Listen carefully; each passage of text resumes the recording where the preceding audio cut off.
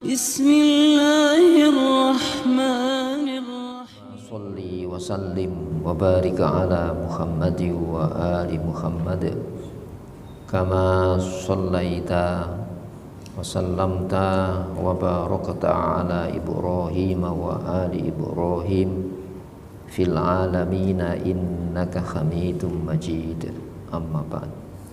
Saudara sekalian, sejenak marilah kita sediakan waktu kita untuk bersama mentelaah materi Al-Quran, sertakan harapan kepada Allah dengan menata niatan.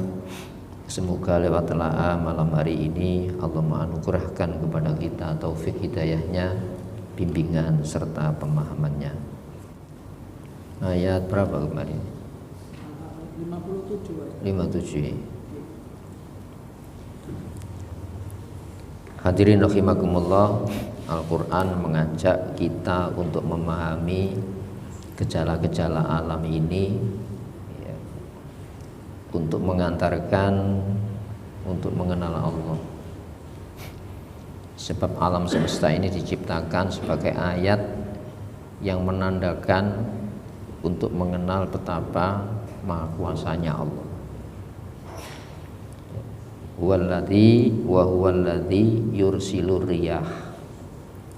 Dialah Allah yang mengutus, mengirim angin. Nah, jadi Allah mengembuskan angin ini ya, sebagai tanda apa? Busrom baina yaday rahmati, pembawa kabar gembira ya, untuk mendahului rahmatnya. Rahmat di sini maknanya hujan. Jadi secara alamiah, alam ini sebetulnya bentuk-bentuk kasih sayangnya Allah. Hatta idza aqallat, hingga apabila awan tersebut aqallat, membawa sahaban, awan, thiqalan ya, mendung yang begitu berat, menggelantong ya. Suknahu li baladim mayyit, kami halau ke suatu tempat ya, negeri yang tandus. Fa anzal nabi alma, selanjutnya kami turunkan ya, pada daerah tersebut alma, hujan. Yang dengan hujan itu fa akhrajna bihi, kami keluarkan mingkul litamarat, berbagai macam jenis buah. Kadzalika nukhrijul mauta, demikianlah kami bangkitkan yang mati ya, la'allakum tadzakkarun, agar kalian semuanya tadzakkarun, mengambil pelajaran. Jadi alam ini sebagai peraga yang mengantarkan kita untuk mengakui betapa sayangnya Allah Subhanahu wa taala. Nah, seperti halnya ya, tidak saja kematian dalam arti mati fisik gitu ya, tapi ada mati yang sifatnya jiwa, yang seharusnya dengan diturunkan wahyu Al-Quran ini ya, mampu menjadikan manusia-manusia yang berkualitas, minimal menyelamatkan diri dan lingkungannya. Makanya banyak ayat yang mengantarkan kita bahwa wahyu itu seperti hujan ya, dengan turunnya wahyu ini supaya apa? Orang-orang yang mati secara kejiwaannya itu hidup. Tandanya hidup kalau dia mengeluarkan dengan aktivitas-aktivitas yang dijalani itu ya, hal-hal yang menyelamatkan. Jadi program hidup Quran itu kalau ditiupkan di dalam benak manusia, hati manusia, itu akan mengantarkan kepada apa? Melahirkan tindakan-tindakan yang berbuah baik. Namun sayang ya, Al-Quran ini tidak dipandang sebagai sebuah konsep kehidupan.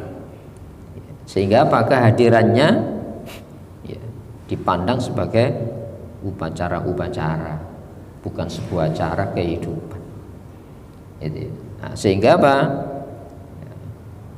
Allah menegaskan di dalam banyak ayat,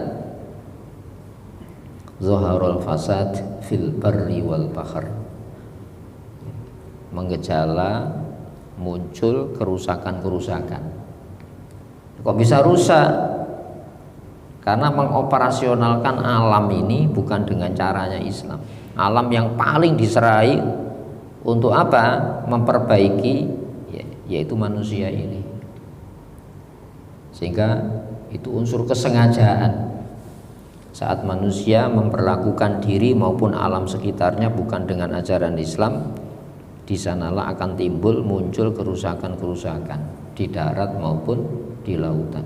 Bima kasabat, lantaran kesengajaan aidin nas, tangan-tangan manusia.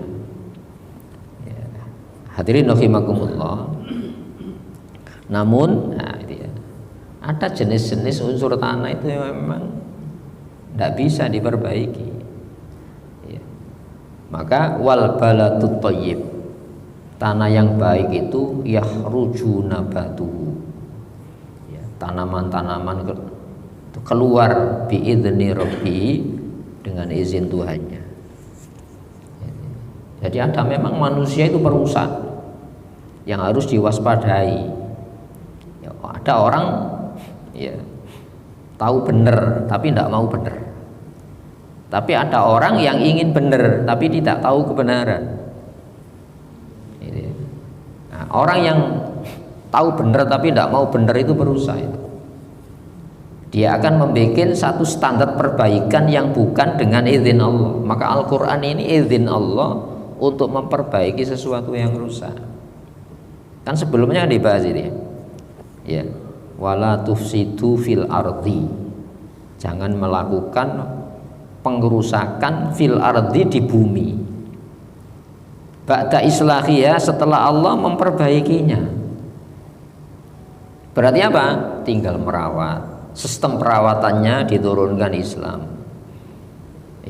Program hidup kamu itu apa saja, untuk apa, dikasih pandangan kemana kamu.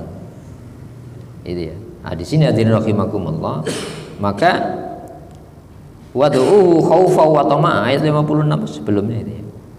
Dan patuhilah Allah dengan rasa takut. Takut apa? Meninggalkan sistem perbaikan Islam itu tadi. Sehingga ini ada satu pemahaman bahwa mematuhi Allah itu hak-hak kita secara alamiah sudah terpenuhi, baik fisik maupun kejiwaannya. Jadi fisik maupun kejiwaan manusia itu tercover dengan pelaksanaan sistem Islam itu. Wa tama'a, dan penuh harap. Karena apa? Manusia tidak sempurna menjalani pesan-pesan Allah itu. Tapi dalam ketidaksempurnaannya itu harus ditopang apa? Dengan banyak memohon ampun kepada Allah. Maka inna rahmatallahi qaribun minal muhsinin. Rahmat Allah itu teramat dekat bagi orang-orang yang melaksanakan hak-hak Allah. Allah itu sudah baik, dan kita jangan pernah merasa kita bisa mengimbangi maupun mengungguli kebaikan Allah. Nah, maka wal baladut thayyib yakhruju nabatu biidzni rabbi. Tanah yang baik, unsur tanah yang baik itu akan mengeluarkan tanaman-tanamannya, itu pun dengan izin Rabbihi, pencipta, pengatur, dan pemiliknya. Maka diturunkan Al-Quran itu sebagai bentuk izin hukum, lewat itulah kamu harus melakukan perbaikan. Kalau enggak, kamu akan melakukan pengerusakan meskipun dengan dalih apa? Memperbaiki. Realitinya kan itu kan. Fisiknya diperbaiki dengan sistem pengelolaan alam, manajemen alam, tapi dijauhkan dari konsep-konsep pencipta alam. Itu sebetulnya ngerusak itu. Wa idza qila lahum la tufsidu fil ard, Ya, bila dikatakan kamu jangan melakukan pengerusakan di bumi ini, ya, qalu, jawabannya apa? Innama nahnu muslihun. Tidak lain kami ini justru orang-orang yang melakukan perbaikan. Ala innahumul mufsidun. Ya, waspada kamu, hati-hati. Mereka lah perusak-perusak itu, walakil la tashurun, hanya saja dia tidak merasakan bahwa dia itu melakukan pengerusakan. Bisa tashurun ini ya, walakil la yashurun, tidak merasa itu korbannya. Itu ya. Tapi kalau pelakunya kan sudah merasakan, wong itu dia terprogram. Itu ya.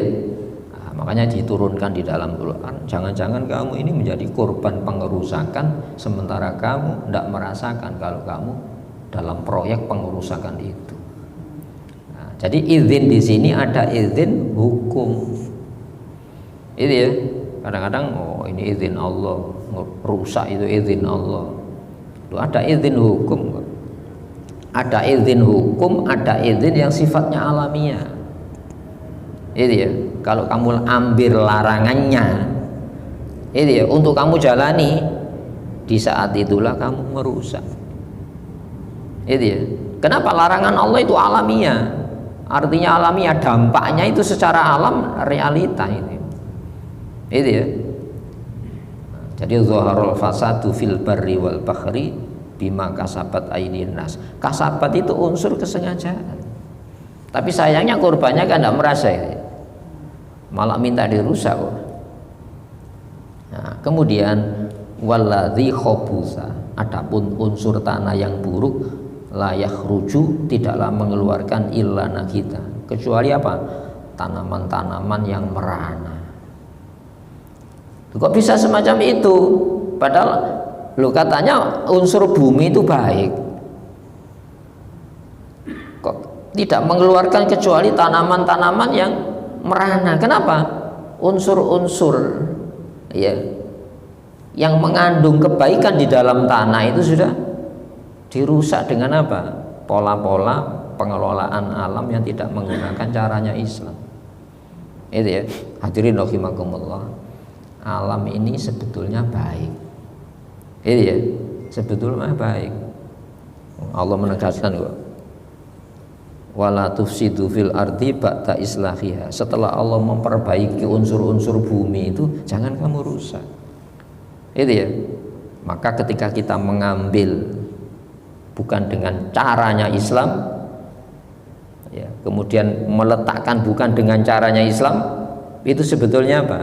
Memenuhi izin merusak. Itu ya. Jadi izin di sini jangan dibicarakan, oh, saya tidak memakai Islam. Itu memenuhi izin. Kalau kamu tidak memakai cara Islam, masuk dalam izin apa? Pengerusakan. Kalau kamu memakai caranya Islam, masuk dalam izin apa? Perbaikan. Jadi ada izin yang sifatnya alamiah. Itu ya. Kalau kamu menjalani larangan, masuk izin pengerusakan. Kalau kamu tinggalkan larangannya, masuk izin perbaikan. Kadzalika nusarriful ayat, demikianlah kami jelaskan berulang-ulang bukti-bukti liqaumi yashkurun, bagi orang-orang yang melakukan syukur. Apa yang perlu disyukuri? Tidak saja nikmat, namun ajaran bagaimana kamu menggunakan nikmat itu jauh lebih harus disyukuri. Sekarang kan mensyukuri, menikmati nikmat, ya. Padahal menikmati nikmat tanpa ajaran Islam itu sebetulnya apa? Saat itulah limbah-limbah alam itu akan kita rasakan. Itu ya, dua alam itu miliknya Allah kok. Makanya Rabbul Alamin, alhamdulillah, maha suci Allah, segala puji bagi Allah. Tidak saja memberikan kenikmatan alam, namun diturunkan ajaran bagaimana mengoperasionalkan nikmat untuk mengantarkan kepada perbaikan itu tadi. Jadi izin ini jangan kita pahami izin, ya, izin dalam pengertian umum. Kalau kamu mengambil ajaran Islam untuk kamu jalani perintahnya, kamu jauhi larangannya, kamu masuk dalam izin memperbaiki dan perbaikan. Kalau kamu mengambil bukan perintah larangan Allah, saat itulah kamu mengambil izin untuk merusak dan korban pengerusakan ini. Jadi di qaumi yaskurun, bagi orang-orang yang mensyukuri nikmat untuk mengantarkan kepada taat. Bagaimana cara mengantarkan kepada taat? Allah menurunkan ajaran Islam, itu ya. Hadirin rahimakumullah. Laqad arsalna nuhan ila qaumiha. Contohnya ini ya. Nabi pertama Nabiullah Adam. Rasulullah pertama itu Nabi Nuh. Laqad arsalna, ini bukti. Sungguh kami utus Nuh ila qaumihi, kepada kaumnya. Ini cara memperbaiki alam ini. Padahal komunitas manusia waktu itu masih sedikit, tapi sudah ada kelompok manusia, ya, anaknya Nabi Nuh. Faqala, seraya mengatakan, ya, qala di sini menegaskan supaya tidak terjadi pengerusakan alam, ya. Ya qaumi budullah, hai kaumku sembahlah Allah. Menyembah itu tidak saja sujud. Itu ya, menyembah di sini maknanya patuhilah Allah. Ya, di dalam hidup di alam dunia ini, gunakan larangannya sebagai standar, tidak kamu jalani. Perintahnya sebagai standar beraktivitas, kamu jalani. Ya, jadi dihubungkan dengan konsep apa? Islam yang dibawa Nabi Nuh.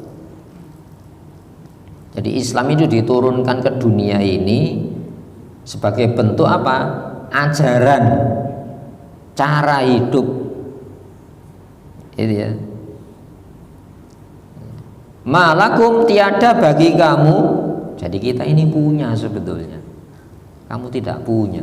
Min ilahin, jenis Tuhan sesembahan ghairuhu, selain Allah. Itu ya. Jadi Allah ini, kamu tidak punya Tuhan kecuali aku. Jangan mempertuhankan selain aku. Ya. Jadi malakum itu tidak ada bagi kamu jenis sesembahan yang kau patuhi, tata cara hidup yang kamu jalani, tidak ada tujuan hidup kamu selain Dia. Nah, makanya inni akhafu, aku takut alaikum, menimpa kamu azab yaumin azim, azab hari aku, hari kiamat. Jadi konsekuensi menolak dan menerima Islam itu tidak saja dunia ini, tapi sampai nanti di hari kita menghadap Allah Subhanahu wa taala. Ya. Hadirin rahimakumullah. Sekarang kan enggak ya. Dalam perjalanan penentang nabi itu, ya, bukan tidak percaya Allah, tapi yang ditentang adalah sistem perbaikan alam itu sendiri. Yang ditolak adalah sistem perbaikan alam. Lalu lahir menundukkan alam. Bagaimana menundukkan alam ya? Ya, memelihara, merawat dengan sistem Islam. Sudah baik kok ditundukkan gimana? Maka konsep penundukan alam itu sampai terjadi bentuk-bentuk penjajahan sesama manusia. Itu ya, Masya Allah. Hadirin rahimakumullah. Jadi adzab yaumin azim, Nabi Nuh itu akhafu alaikum, menimpa kamu kalau kamu menolak ajaran Islam yang kubawa. Nah, berarti ini apa? Di luar masjid apa dalam masjid ini? Yang paling banyak aktualisasinya itu justru di luar masjid, ya, masuk dalam sistem pengelolaan ekonomi, pengelolaan sistem politik, ya, bagaimana mengambil kebijakan, mana yang layak dikasih amanah, mana yang tidak boleh. Itu ajaran Islam. Ibaratnya pemegang kendali itu harus mengerti. Kalau yang memegang kendali itu tidak mengerti dibawa kemana gerbong di belakangnya ini, bahaya itu. Jadi adzab yaumin azim itu konsekuensinya sampai hari kiamat. Maka siapa penentang pertama itu? Ayo, yang menentang pertama siapa? Lah orang-orang yang mempunyai kesengajaan itu tadi. Qalal mala. Mala itu pemuka, pemimpin, pembesar min qaumihi, dari kaumnya Nuh, mengatakan apa? Inna naroka, sesungguhnya kami ini naroka, memandang kamu fi dhalalim mubin, berada di dalam kekeliruan yang nyata. Kita hidup di dunia kok butuh standar langit, ya, ndak apa, ndak singkurun. Itu ya. Hadirin rahimakumullah, dhalalim mubin ini kekeliruan yang nyata. Kenapa para pembesar negeri, para pemimpin itu disebut mala? Dari kata mala itu penuh. Orang-orang yang seluruh pandangan mata memandang kepada mereka. Kenapa? Bentuk ideal pengelola alam. Makanya dikasih contoh kepala negaranya itu paling sehat. Siapa itu? Fir'aun. Menunjukkan apa? Teknologi kedokterannya sudah maju, pengelolaan alamnya makmur. Menunjukkan apa? Sistem pengelolaan pertaniannya itu luar biasa. Ada pertanian yang menggunakan irigasi modern. Dihitung itu, bukan tidak dihitung. Itu ya, Masya Allah. Diatur betapa menguasai manajemen negara sampai meluas kekuasaannya dari sebuah imperium Fir'aun. Itu menunjukkan apa? Ilmu tata negaranya sudah maju. Ya. Maka bentuk keberhasilan jangka pendek itu dijadikan contoh sebuah kebenaran. Buktinya hasil. Sama dengan hari ini kan gitu kan. Ditunjukkan hasil-hasil yang semu. Materialnya dibangun, tapi jiwa manusianya dirusak. Itu ya. Hadirin rahimakumullah, kerusakan alam begitu meluas, skala perang perebutan pengaruh skalanya meluas, dan itu dipelihara sebagai bentuk apa? Model menguasai atau dikuasai. Dan itu ono manajemennya ini. Dipelajari bagaimana cara menundukkan manusia yang lainnya. Dipelajari bagaimana mengendalikan kekuatan sesamanya. Ya. Maka manusia hidup di dalam sebuah kecemasan, ketakutan, kekhawatiran yang begitu mendalam. Maka dijawab oleh Nabi Nuh. Nabi Nuh menjawab, ya qaumi, hei kaum. Disebut kaum itu ada sebuah ikatan. Biasanya yang mengikat itu siapa? Orang yang memiliki kepentingan mengikat perasaan rakyatnya.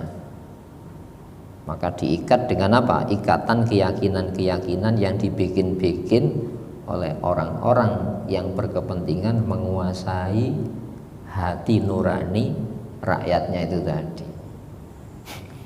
Laisabi dholalah, laisabi tiada padaku ini dholalah, kesesatan fikir. Ya. Pada diriku tidak ada kesesatan fikir. Kenapa? Larangan yang aku katakan itu bukan dari keinginanku. Seperti halnya hukum perintah yang ku katakan, yang ku anjurkan, yang aku sendiri melakukan, itu bukan dari hasil buah pikir saya. Tapi apa? Walakin ni, akan tetapi aku adalah rasulun, seorang rasul. Itu ya, seorang utusan. Apakah tidak dikasih bukti alamiahnya? Dikasih. Kata-katanya itu berseberangan dengan orang umum. Itu ya. Dia tidak mengajak merebut kekuasaan, tapi membenahi perilaku penguasa. Ini salah. Jadi kalau yang awal Rasulullah pertama Nabi Nuh itu menghadapi penguasa, sampai zaman Rasulullah ya semacam itu. Nabi Musa diutus kepada siapa? Fir'aun. Apakah merebut menghargai kekuasaan Fir'aun? Enggak, membenahi pola pikir, cara berpikir yang keliru. Mulai dulu kan sama, menolak konsep langit. Konsep Islam kan diturunkan. Itu ya. Loh, kami ini kuasa mengatur kok. Buktinya apa? Dikasih keberhasilan dengan manajemen hasil pikir manusia. Itu ya. Kadang-kadang tolok ukurnya kan terlalu kasar ya. Zaman Nabi tidak ada kereta cepat. Loh, sekarang ada kereta cepat, kurang apa kan ngono kan? Zaman Nabi tidak ada pabrik semacam ini. Ya. Jadi penolakannya semacam itu, hal-hal yang sifatnya materi. Padahal yang diperbaiki sistem Islam itu siapa? Sistem pengelolaan manusianya. Iya. Jadi manusia dikasih akal pikiran untuk mencerna informasi langit. Tidak mungkin Allah ngasih akal pikiran untuk menolak, untuk menerima supaya yakin. Allah membuat alat-alat hidayah. Telinga ada daya dengar, mata ada daya lihat, akal pikiran ada daya berpikir. Masa untuk menolak itu? Alat-alat ini bahaya kalau tidak dikasih arahan informasi yang benar. Itu ya. Masya Allah, hadirin rahimakumullah. Binatang yang paling buas, tidak ada pembunuhan massal itu. Sekarang itu bisa ganjo, punya apa? Ikatan-ikatan traktat militer ya, untuk membunuh sesamanya. Tersistem, terencana. Ada labnya. Loh, gimana? Itu ya. Ini kan bukti juga ya. Seharusnya manusia itu saling menyelamatkan dengan teknologinya. Bukan dengan teknologi malah membuat sebuah pengerusakan. Nah, maka mari kita tangkap Rasulullah pertama yang diutus kepada sebuah komunitas itu sudah ada manusia-manusia penentangnya. Itu ya. Untuk apa ya? Ya kepentingan jangka pendek ini. Bukan sekedar saya melarang, itu bukan hasil olah pikir, bukan sekedar merentah. Bukan itu olah pikir, tapi apa? Dari yang mengutusku, yaitu mir rabbil alamin, dari Tuhan pencipta, pengatur, pemilik alam ini. Jadi yang berhak mengatur alam itu penciptanya, yang tahu kebaikan alam itu penciptanya, yang tahu penyebab kerusakan alam itu ya penciptanya. Alam yang paling dekat dengan kita itu siapa? Ya kita, manusia. Gitu ya. Hadirin rahimakumullah. Uballighukum, ya, aku hanya menyampaikan kepada kamu apa? Risalat, pesan-pesan amanah, misi. Saya membawa tugas. Yang tugas itu Rabbi, dari pengaturku. Ya, makanya Nabi Nuh ya dikasih bentuk ideal manusia yang paling tenang, manusia yang jauh dari kecemasan. Nabi Nuh itu memiliki pengetahuan yang pengetahuannya ya melebihi rata-rata manusia pada zamannya. Kalau tadi Nabi Nuh punya ketakutan, apa yang ditakutkan Nabi Nuh? Apakah sama dengan ketakutan umum seperti halnya takutnya seorang Nabi Allah? Loh, orang itu kan ditakutkan dengan pengetahuan yang berbeda kan ya. Gampangannya gini, kalau anak kita takut mainannya kan hilang, sampai dipinjam saja tidak boleh. Tapi seiring kedewasaannya hilang ya nggak apa-apa, malah dikasihkan yang lainnya. Itu ya. Loh, kenapa seorang anak takut kehilangan sandalnya katanya? Karena tingkat pengetahuannya itu masih dalam bentuk ya sandal yang disenangi. Itu ya. Tapi seiring usia kebutuhannya sudah beda, dia tidak mengkhawatirkan kebutuhan hilangnya kebutuhan mainannya tadi. Itu ya. Padahal Al-Quran mengatakan apa? Ya. Fa'lamu annamal hayatud dunya laibun wa lahwun. Ketahuilah dunia ini hanya permainan dan sendaguro. Kenapa kok permainan dan sendaguro? Karena kita hanya berpikir dunia itu kesenangan ini saja, sehingga untuk senang-senang. Padahal ayat itu kan enggak gitu ya.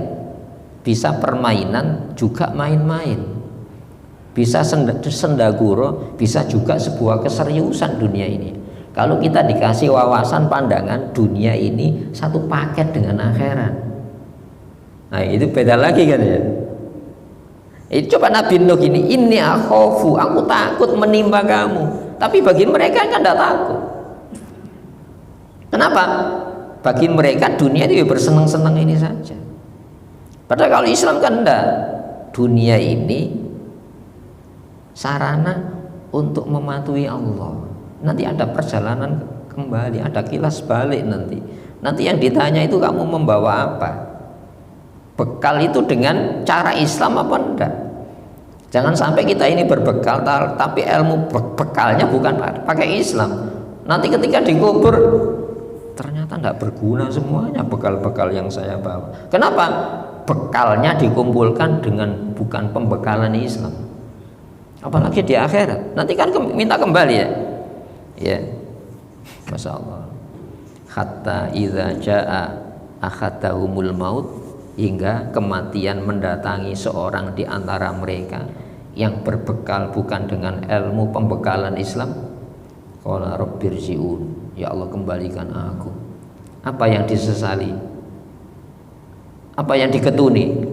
La'alli a'malu sholihan, agar aku mampu berbekal dengan sesuai dengan pembekalan sing bener. A'malu sholihan, agar aku berbekal dengan yang sesuai pesan.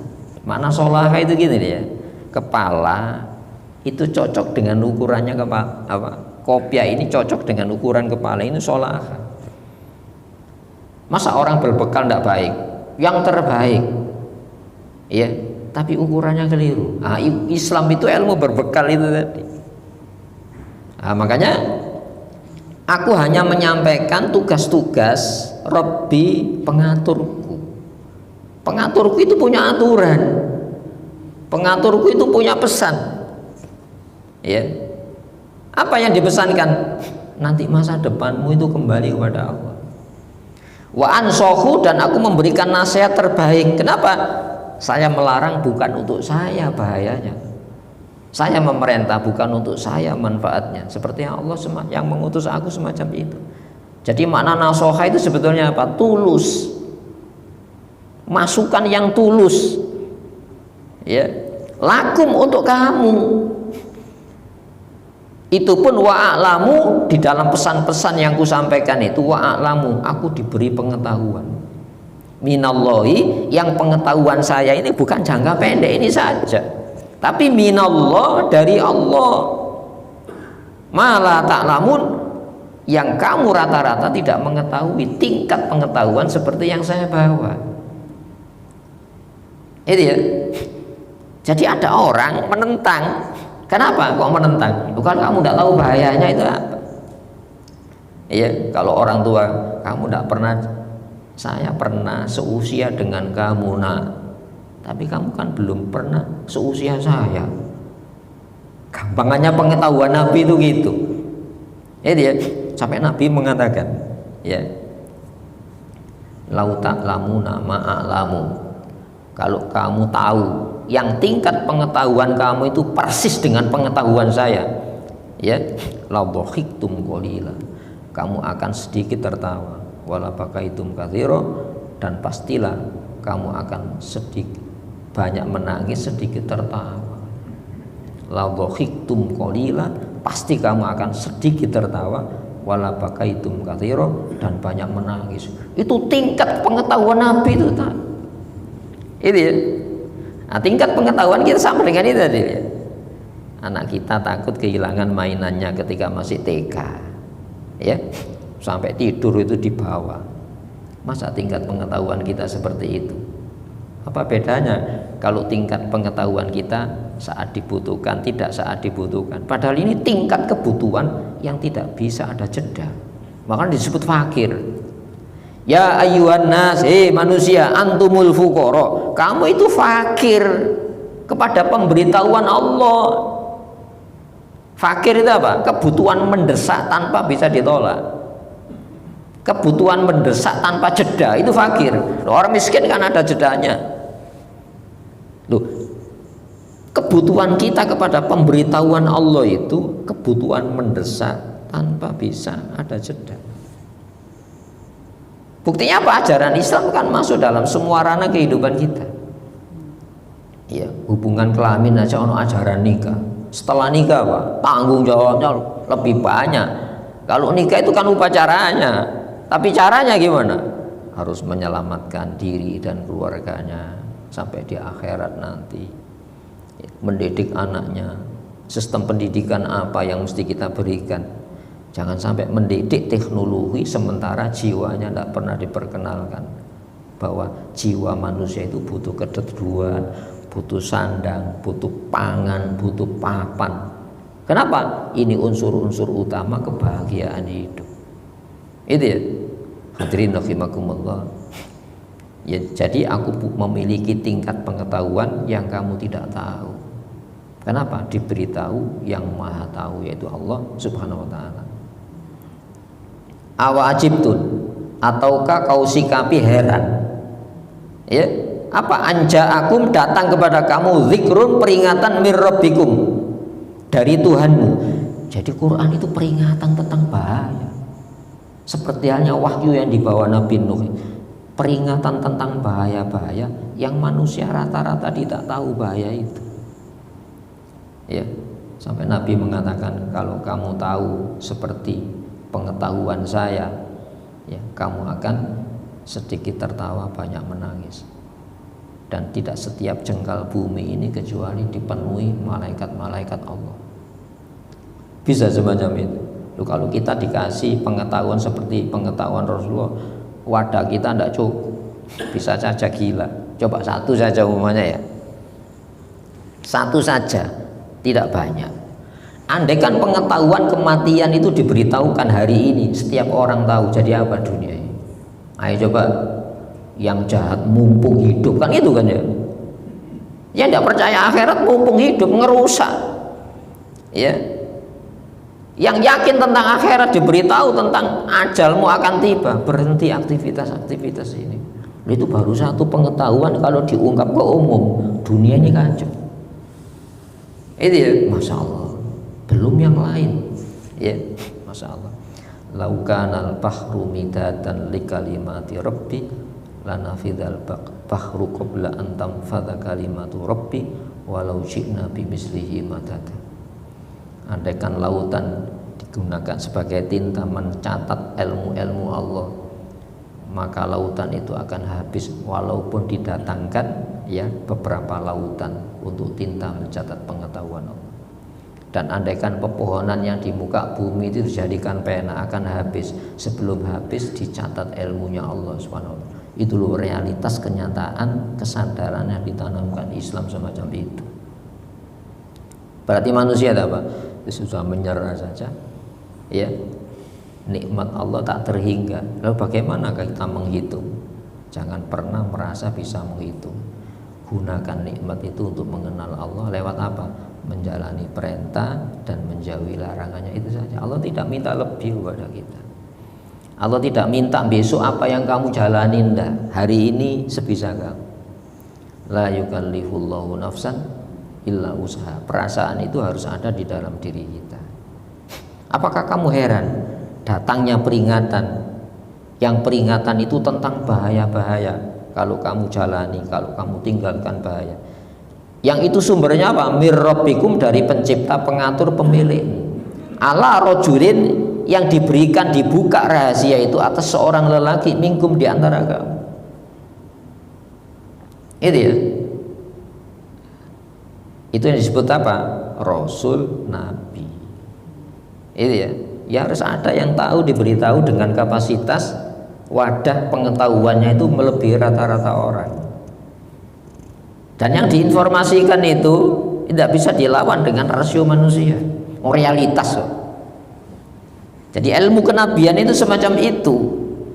Itu ya, ilmu kenabian itu semacam itu.